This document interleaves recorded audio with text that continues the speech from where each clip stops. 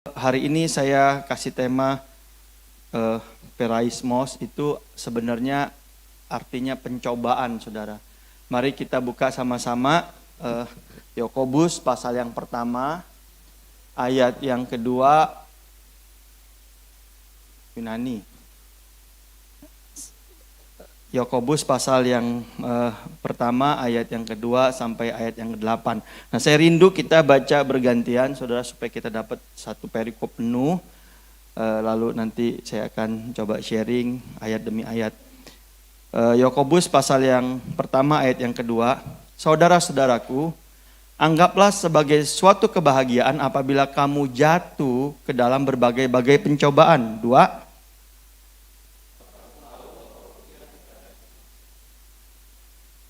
Empat, dan biarlah ketukunan itu memperoleh buah yang matang, supaya kamu menjadi sempurna dan utuh dan tak kekurangan suatu apapun.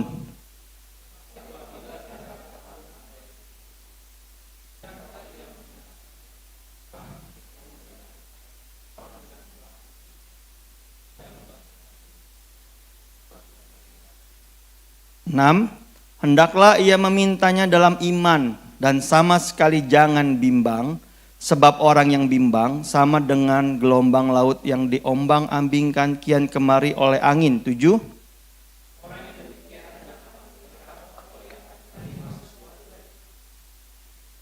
8. Sebab orang yang mendua hati tidak akan tenang dalam hidupnya. Yang percaya ini katakan amin. Nah, saudara, waktu saya baca Yakobus 1 ayat yang kedua, saudara-saudaraku, anggaplah sebagai suatu kebahagiaan apabila kamu jatuh dalam berbagai-bagai pencobaan. Terjemahan yang lebih baik daripada jatuh dalam berbagai-bagai pencobaan adalah gini, apabila kamu ada dalam. Jadi kalau saudara ngalamin dalam satu waktu pencobaannya banyak banget, ya. Nah, Yakobus bilang, anggap aja sebagai suatu kebahagiaan. Nah, saya mulai merenung, saudara, gimana bisa bahagia? Makan gak enak, tidur, mata merem, pikirannya jalan gitu ya, mikirin masalah. Apalagi masalahnya datang berbareng. Saudara pernah ngalamin, saudara? Itu, wah, orang tuh reaksinya banyak. Ada yang gak bisa tidur, gak mau ngapa-ngapain, ada yang asam lambungnya naik ya. Ada yang, wah udahlah, makan aja lah, udah pokoknya menghibur diri. Banyak, udah nggak tahu mesti kayak mana lagi gitu. Nah, tapi Alkitab, saya percaya Alkitab tuh nggak pernah salah, saudara. Ya, Alkitab tuh nggak pernah salah karena Alkitab adalah firman Tuhan. Kalau dia bilang kamu mestinya bahagia, anggaplah suatu kebahagiaan. Oh ya, saya ngerti, saudara. Bukannya saudara mampu bahagia, tapi waktu saudara terima kenyataan bahwa kok bertubi-tubi ya, sampai yang gak kita kerjain aja, kita gak kerjain, kita gak salah apa-apa, kok jadi kita yang kena gitu misalnya ya. Nah, kalau saudara ngalamin itu, dia bilang gini, anggaplah bahagia, kamu harusnya bahagia. Dalam terjemahan lain, sukacita. Kenapa? Ya, berikutnya pencobaan yang dimaksud itu apa, saudara? Pencobaan yang datangnya dari dunia. Saudara coba ditarik sama dunia, datang kepada dunia. Waktu saudara lihat kenyataan ini kayaknya pengen. Ya, katanya oleh kamu dicobai oleh keinginanmu sendiri kan. Pengen gitu ngelihat apa yang dunia tawarkan. Atau dari iblis. Bukan karena salah saudara ya. Maksudnya saudara kalau buat dosa ya, ngalamin kesusahan, masuk penjara ya, saudara bunuh orang, itu bukan pencobaan, saudara yang buat sendiri, saudara. Tapi kalau saudara nggak ngapa-ngapain, tiba-tiba saudara, wah bertubi-tubi, ya, either saudara pengen ikut dunia, gayanya, atau karena saudara apalah peperangan lah, iblis lah, apa segala macam. Nah, ayatnya bilang bahagia, saudara. Nah, saya nggak ngerti saudara ngalamin apa hari-hari ini, tapi saya percaya ini nggak salah, saudara. Tuhan, Yakobus, firman Tuhan berkata, saudara mesti bahagia. Anggaplah ini sebuah kebahagiaan. Kenapa, saudara? Ayat 3 bilang gini saudara, ya. Sebab kamu tahu bahwa ujian terhadap imanmu itu akan menghasilkan ketekunan. Nah, kalau saudara mandang pencobaan-pencobaan itu sebagai pencobaan, sebagai aniaya, sebagai kesulitan, saudara akan down. Tapi kalau saudara nganggap ini sebagai ujian, saudara, nah saudara harusnya bahagia. Kenapa? Karena nggak ada ujian yang melebihi kekuatan kita. Amin. Waktu Tuhan izinin saudara ngalamin pencobaan, Tuhan udah tahu saudara punya kekuatan dan mampu melewatinya, saudara. Amin, saudara. Nah, saya coba bayangin gini, saudara. Kamu tahu bahwa ujian terhadap imanmu itu menghasilkan ketekunan. Nah, saya bayangin anak saya kalau sekolah. Kalau udah mau ujian, gaya sekolahnya bisa berubah kan? Belajar, tekun, wah belajarnya sampai jam 1 ya, wah pokoknya konsen fokus. Begitu udah ujian lewat saudara, main game sampai malam, ya jalan-jalan, main sama teman, ke mall pulang malam. Kenapa? Refreshing, ya. Kenapa? Ujian udah lewat, boleh dong, boleh. Nah, kadang-kadang kita orang Kristen, anak Tuhan, kalau kita nggak ngalamin ujian, ya, kita udah kayak Daud. Yang lain perang, Daud ngeteh di atas soto rumah, saudara. Ya panglimanya perang lawan Filistin, dia ngeteh, ngopi, makan gorengan. Nggak sengaja ngelihat Batsheba lagi mandi. Dia lihat, waduh, ini baru cewek, ini cewek baru katanya. Ya, akhirnya dia strateginya bukan ngelawanin musuh, strateginya gimana bisa dapat Batsheba. Kenapa? Lagi liburan. Saudara, coba evaluasi diri kita ya. Kalau kita lagi santai nih, semua berjalan baik. Ada banyak kita tuh yang jadi santai. Me time, waktunya santai gitu. Nah, makanya Tuhan izinin saudara lewatin pencobaan-pencobaan. Waktu pencobaan datang Tuhan izinin. Kenapa? Supaya saudara pandang ini sebagai ujian. Sama. Yang berikutnya apa gini saudara? Kenapa saudara diizinin saudara? Supaya gini saudara.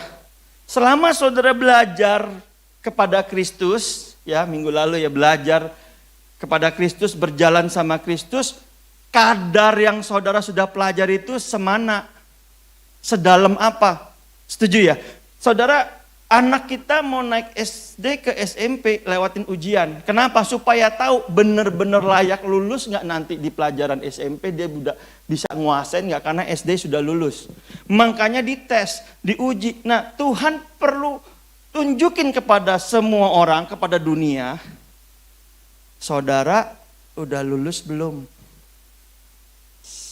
Apa yang saudara dapat setiap hari, saudara teduh, saudara dengar, itu teraplikasi nyata nggak dalam kehidupan saudara? Dan itu perlu contoh kasus saudara lewatin. Nah, kenapa mesti bahagia? Karena sebetulnya saudara punya kekuatan untuk lulus, untuk lewatin punya. Amin saudara, saudara punya.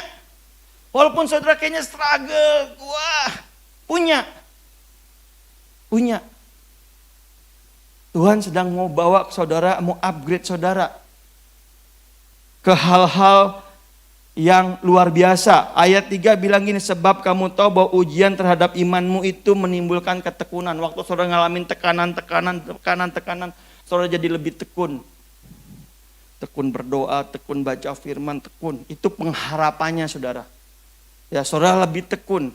Kalau ada yang saudara pernah dengar ilustrasi ya, yang monyet sama angin. Ya, angin pertama taruhan.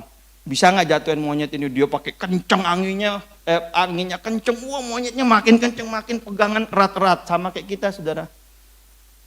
Kalau lagi dalam badai banyak masalah, pegangannya erat-erat. Nyetir mobil aja mungkin sambil bahasa roh. Ya, kemana-mana doa. Ya, tapi waktu kita udah nggak ada dalam pencobaan, semuanya baik.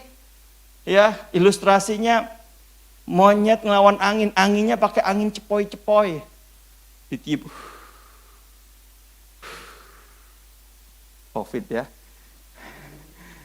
Mulai ngantuk, tidur akhirnya. Kenapa? Nggak ada tantangan, semuanya terlihat baik. Semua terlihat nggak ada masalah. Makanya waktu iblis mau coba saudara, uji saudara, Tuhan bilang baik. Ya kalau saudara yang udah masih ingat waktu kita belajar Ayub, dikasih ujian, pencobaan tapi tetap sama Tuhan dikasih pagar, setuju ya? Kamu boleh ambil semua hartanya, badannya jangan. Kamu boleh rusak badannya, kasih penyakit, nyawanya jangan. Tuhan kasih pagar. Jadi cobaan yang saudara alami, tenang aja di dalam Tuhan ada pagarnya saudara. Sejauh saudara nggak buka pagar. Ya, kapan Ayub buka pagar? Pasal 3 nanti kalau saudara baca Ayub bilang apa? Terkutuklah hari kelahiranku. Wah jadi panjang saudara. Penderitaan ayat pertama, pasal pertama kedua lolos-lolosnya 42 saudara, panjang. Nah saudara kalau hari ini ngalamin ujian, ngalamin pencobaan, ya firman Tuhan gini, Tuhan berharap saudara tekun aja. Tekun. Karena tujuannya adalah supaya saudara tekun. Supaya saudara bisa konsisten. Yang baca tadinya saat teduh bolong-bolong jadi lebih rajin. Yang doanya ya doa, bangun. Haleluya Tuhan. Haleluya. Tahu-tahu sadar-sadar lagi udah jam 7. Ya doanya jam 5, sadarnya jam 7 saudara ya. Amin gitu kan. Nah Tuhan buat saudara dalam masalah. Bahkan saudara mau tidur aja. Di hati masih berdoa. Pernah ngalamin saudara? Malam-malam mau tidur mata merem tapi masih berdoa. Aduh Tuhan tolong gimana ini Tuhan. Sambil tidur aja saudara bisa berdoa. Kalau tadinya berdoa sampai ketiduran. Ini tidur sambil berdoa saudara. Kenapa? Karena begitu penuh pergumulan saudara. Nah Tuhan lagi latih kita saudara.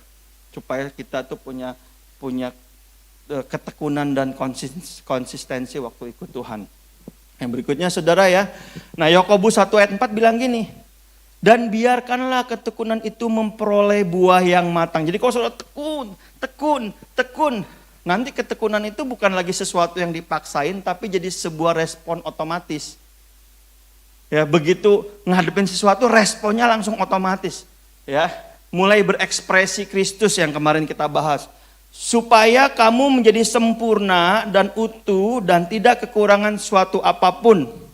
Nah, kata sempurna di situ saudara pakai kata teleios. Teleios itu sempurna, nggak bercacat. Sempurnanya bukan karena saudara sempurna, sempurnanya karena saudara tekun terus sampai punya respon otomatis, tekunnya sampai saudara punya hubungan yang benar sama Tuhan. Hubungannya bukan karena kepepet, bukan karena masalah, keintimannya bukan karena saudara lagi mengajuin proposal. Ada saudara yang intim karena gini, kayak kita kalau punya anak, anaknya baik-baikin kita karena mau diajak ke mall. Papi sayang aku enggak? Sayang dong, yang bener. Aku cantik gak? Cantik, kamu paling cantik anak papi ya. Soalnya cewek satu-satunya ya kan gak ada lawan lagi. Kamu paling cantik. Papi seneng gak kalau aku keren? Seneng. Kalau gitu kita ke H&M ya. Kan papi seneng aku keren. Saudara ngerti ya? Intim. Ya, tapi karena ada proposal. Nah banyak kita intim karena lagi ada masalah. Nyembah Tuhan, oh Tuhan ku sembah Engkau Yesus. Udah hanya Tuhan tahu gak Tuhan? Tahu gak? Tahu gak? Saldo udah ambil tipis. Tapi pertamanya ku sembah. Terus kenapa sih? Kita lakukan keintiman karena ada proposal. Bukan benar-benar kita menginginkan Tuhan. Makanya waktu Tuhan izinkan masalah gak berhenti, yang tadinya kita datang sama Tuhan punya proposal, akhirnya proposalnya udah gak penting. Tuhan bingung, proposalnya kebanyakan, udahlah pokoknya aku selain hidup aku aja lah sama Tuhan, Tuhan atur lah. Aku cuma pengen intim, aku pengen menyembah Engkau, bukan karena masalah, tapi karena Engkau Tuhan. yang layak disembah. Nah, tanpa saudara sadar, saudara akhirnya menghasilkan buah roh. Buah roh itu yang membuat saudara tanpa saudara sadari menjadi man by grace, manusia dengan kasih karunia. Kenapa? Karena saudara tahu saudara nggak bisa ngandalin kekuatan sendiri.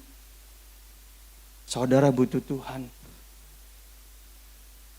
Amin saudara. Tanpa Tuhan kita nggak ada apa-apa. Ada orang banyak uang tapi nggak bisa nikmatin uang karena dia nggak ada Tuhan.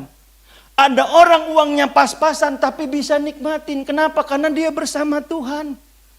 Penuh sukacita hatinya. Nggak sedih, nggak stres. Kenapa? Ada Tuhan. Nah saudara, hari ini mari kita lihat hidup kita hari ini. Kita udah sampai ke level itu nggak saudara? Tekun, renungin firman, karena memang dia yang harus kita lakukan, bukan karena proposal. Amin. Coba lihat wajahnya kanan kiri. Ya, saudara kalau datang ke Tuhan karena proposal atau karena apa saudara? Nah, ini yang Tuhan mau. Nah, waktu saudara lakukan itu saudara, ya, maka saudara lihat, ya, apa katanya? Saudara akan menjadi sempurna, utuh. Karena apa yang kurang dari kita ditambah oleh kasih karunia-Nya, saudara. Apa yang kita nggak mampu capai, akhirnya kita bisa capai. Kenapa? Karena Tuhan ada dalam kita. Saya berdoa, saudara. Mari, kalau saudara hari ini banyak ngalamin tekanan, ya, rambut makin tipis, jidat makin naik, ya. Ya, mari ambil waktu, saudara. Mari, berbahagialah. Berarti Tuhan itu melihat saudara sudah layak naik kelas, sudah layak diuji, sudah layak dipertontonkan kepada dunia. Kenapa? Karena kualitas saudara sudah mumpuni. Makanya kamu harus bahagia katanya. Ya, saudara hari ini ngalamin pergumulan, coba kasih senyum dulu saudara ya. Tuhan bilang bahagia, bersukacitalah. Kenapa? Kamu mampu lewatin. Bapak gak ngerti Pak, kerjaannya banyak banget Pak. Aduh, pasti mampu lewatin. Cuma butuh ketekunan. Ya, saya awal-awal ngerjain makalah, udah ketik 12 halaman, tahu-tahu hilang gak ke save. Aduh, saking kesalnya sampai aduh gitu. Tapi hari ini ngerjain makalah gak butuh waktu lama saudara. Asal mau konsen aja, ya 2 hari, 3 hari selesai. Hari pertama cari data, Google searching, cari buku. Hari kedua susun kerangka, ketiga jadi cepet. Awalnya doang, kenapa? Butuh tekun. Amin saudara. Bapak Ibu, saudara butuh tekun. Nah, Yakobus 1 ayat 5 bilang gini. Tetapi apabila di antara kamu ada yang kekurangan hikmat, hendaklah ia minta kepada Allah yang memberikan kepada semua orang dengan murah hati dan dengan tidak membangkit-bangkit. Maka hal itu akan diberikan kepadanya. Saudara hari ini kekurangan hikmat? Nah kalau saudara kekurangan hikmat, dia bilang gini saudara, minta hikmat. Minta hikmat, minta. Nggak usah pakai bertele-tele saudara, nggak usah pakai muter-muter datang sama Tuhan. Tuhan aku butuh hikmat, bingung. Tuhan aku butuh. Saudara akan memberikan, Tuhan akan memberikannya saudara. Nah biasanya hikmat Tuhan itu beda sama hikmat dunia. Hikmat kita beda sama hikmat Tuhan. Kadang-kadang hikmatnya nggak terselami. Kadang-kadang waktu, misalnya contoh ya, saudara pernah ngalamin kasus, saya ngalamin kasus gini misalnya waktu itu konflik sama tetangga, tembok disuruh rubuhin misalnya ya. Nah, hikmatnya kita tuh lawan. Bener nggak? Dia mau ke camat, ayo maju, ke lurah, ayo maju. Wah, bulak-balik sampai stres saudara. Terakhir di camat kumpul, cuma ngomong gini doang. Bapak, pokoknya rubuhin. Tanda tangan. Udah selesai damai saudara, nggak ada apa-apa sampai hari ini. Lurahnya, camatnya datang ini salaman, Pak tenang nggak apa-apa, itu formalitas doang. Lagian Pak, kita tahu Bapak nggak salah. Yang ngotot-ngotot berbulan-bulan cuma didiemin aja, selesai saudara. Ya saya nggak suruh saudara punya masalah didiemin, enggak. Tapi kan dalam setiap situasi, cara Tuhan berbeda-beda, makanya nggak bisa disamain. Semua orang tuh pembelajarannya beda-beda. Tapi yang penting ini, kalau saudara kekurangan hikmat, firman Allah berkata minta, Tuhan akan kasih, pasti. Ya, pasti saudara kalau saudara kekurangan hikmat. Nah, jangan takut. Apa masalahmu? Ya, datang sama Tuhan. Dia akan kasih kekuatan. Jangan takut. Andalinya Tuhan. Ya, saya tahu ada banyak kita yang bahkan even gini. Jangankan nyelesain, mikirinnya aja udah males. Udah mabok lah, nggak tahu ngecaknya gimana. Ya kalau ibarat saya mau bilang ibarat main judi, salah lagi ya. Ibarat kondisinya itu nggak enak gitu. Nah kadang-kadang yang kita perlu cuma datang sama Tuhan, ngomong, Tuhan aku tuh kondisinya ini loh Tuhan, aku tuh nggak mampu. Nggak bisa Tuhan. Aduh, gemes. Aduh udah nggak tahan Tuhan, kayaknya mau disambit aja, nggak tahan. Nggak tahu caranya ngadepin gimana. Datang sama Tuhan. Tuhan minta hikmat. Hikmat. Nah, ayat 6 saudara. Yakobus 1 ayat 6 bilang begini saudara. Yakobus 1 ayat 6 bilang gini. Hendaklah ia memintanya dengan iman. Berarti mintanya bukan cuma sekedar minta. Kalau saudara minta datang sama Tuhan, mintanya dengan iman. Nah apa itu iman? Iman adalah dasar dari segala sesuatu yang kita harapkan. Saudara harus tahu dulu bahwa waktu saudara minta itu ada dasarnya. Makanya penting sekali saudara baca firman. Semuanya ada dasarnya. Ya misalnya gini, anak saya datang ke saya minta uang sekolah, ada dasarnya. Saya sebagai bapak memang harus mencukupkan kebutuhan dia, salah satunya pendidikan. Nah waktu saudara datang sama Tuhan ada dasarnya. Dan waktu saudara ngomong, minta saudara, katanya sama sekali jangan bimbang. Sebab orang yang bimbang sama dengan gelombang laut yang diombang-ambingkan kian kemari oleh angin. Ya, saudara kalau minta itu jangan bimbang. Kenapa bimbang? Karena di pikiran saudara waktu minta, ada pikiran yang lain. Waktu saudara berharap sama Tuhan, tapi saudara berharap sama yang lain. Ini contoh.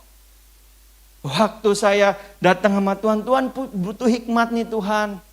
Misalnya ya, ini misalnya. Aduh, uangnya pas-pasan, uang tinggal pas-pasan, butuh hikmat. Tapi waktu doa, berharapnya sama orang. Udah ada pula namanya, wajahnya, orangnya siapa. Sebenarnya saudara kita nggak ngarepin Tuhan, kita ngarepin orang. Iya kan? Di kepala kita tuh udah punya skenario gitu loh. Nah hendaklah ia meminta dengan iman. Nah apa itu iman saudara? Tadi saya udah ngomong dasar. Nah berikutnya saudara, iman itu timbul dari pendengaran dan pendengaran akan firman Kristus. Saudara harus dapetin. Makanya saya ada sharing sama beberapa saudara-saudara, saya bilang gini, Bu, Pak, kalau saat teduh dapat sesuatu, dicatat. Di print bila perlu. Karena kita udah usia ya, ditempel, direnungin, dibacain. Supaya waktu saudara anggap ini janji, saudara pegang nih janji. Tiba-tiba iblis memberikan fakta-fakta yang lain. Setuju ya, kita belajar kemarin ya berapa minggu lalu tentang tipu muslihat iblis. Iblis itu memberi kebohongan, menipu kita konsisten. Supaya apa yang bohong dianggap benar. Kenapa? Karena konsisten. Nah iblis memberikan kebohongan secara konsisten, tapi saudara nggak menghidupi kebenaran secara konsisten, kalah dong.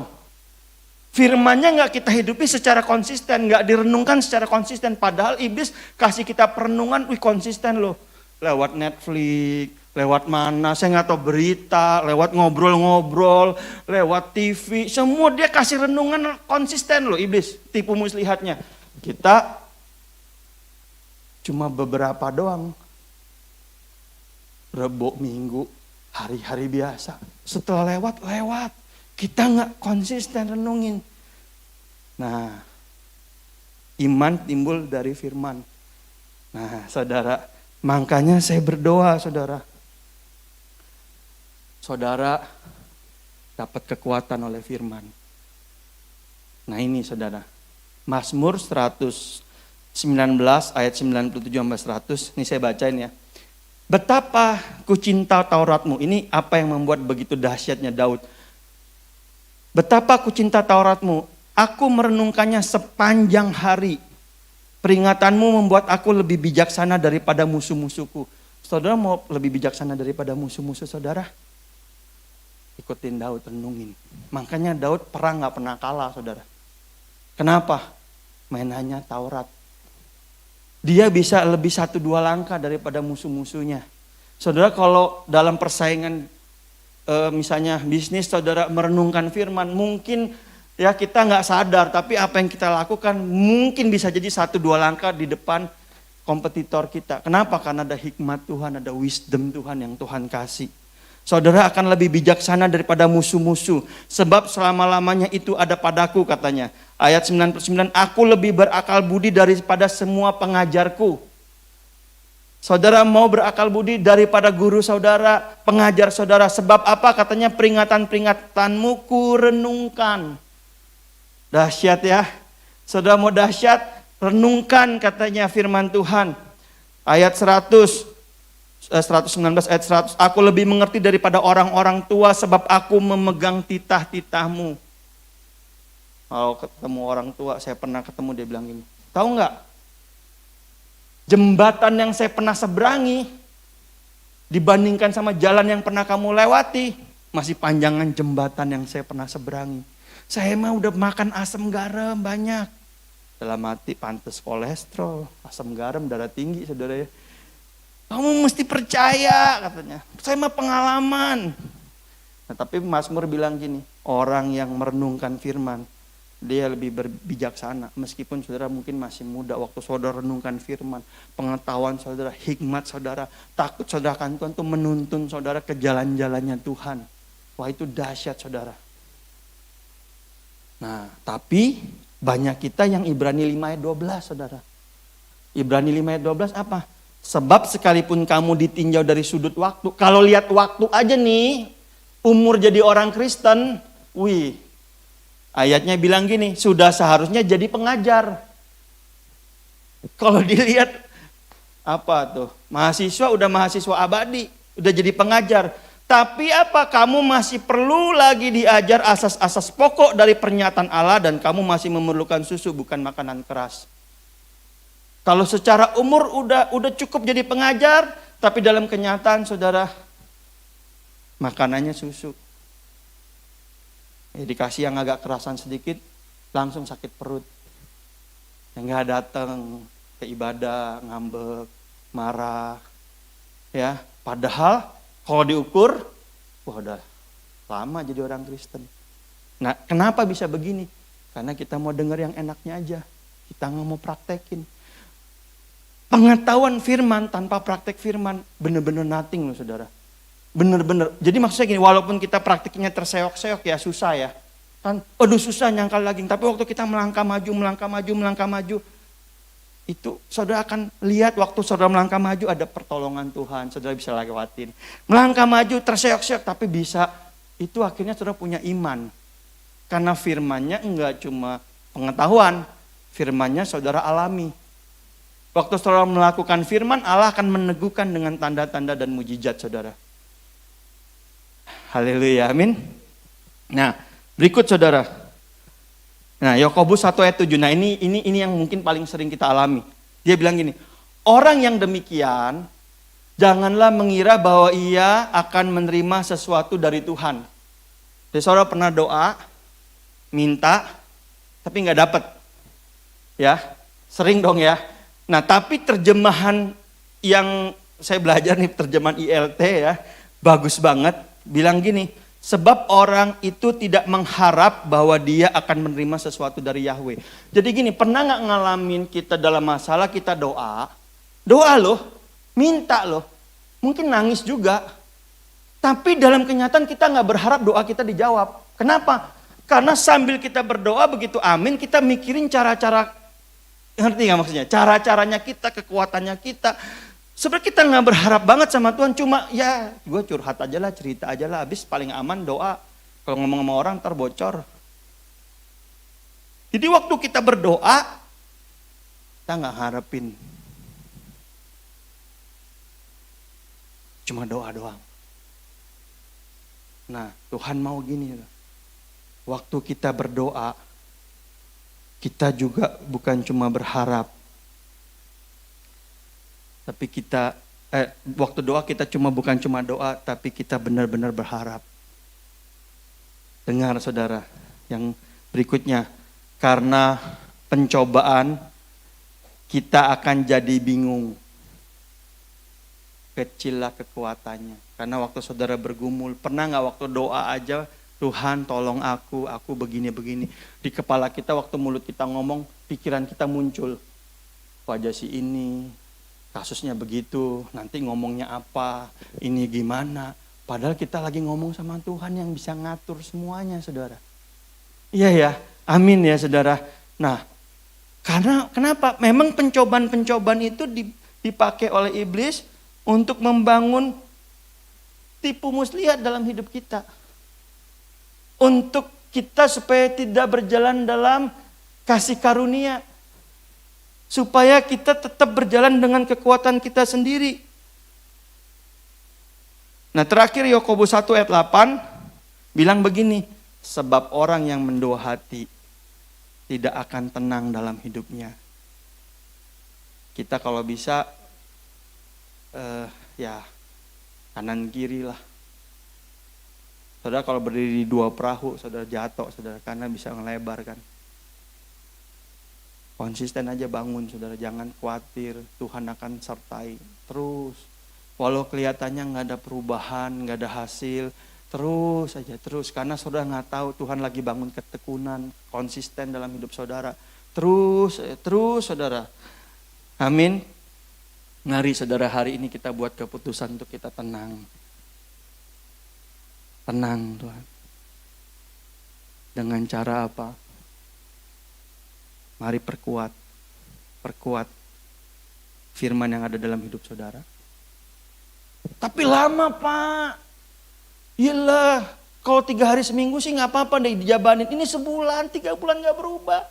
Wong saudara hidup dalam dosa saja belasan tahun. Akarnya itu udah kemana-mana. Ibarat bangun gedung, saudara bukan pakai pondasi biasa, pakai tiang pancang. Kata malaikat nyabutnya susah bu, tiang pancang bu.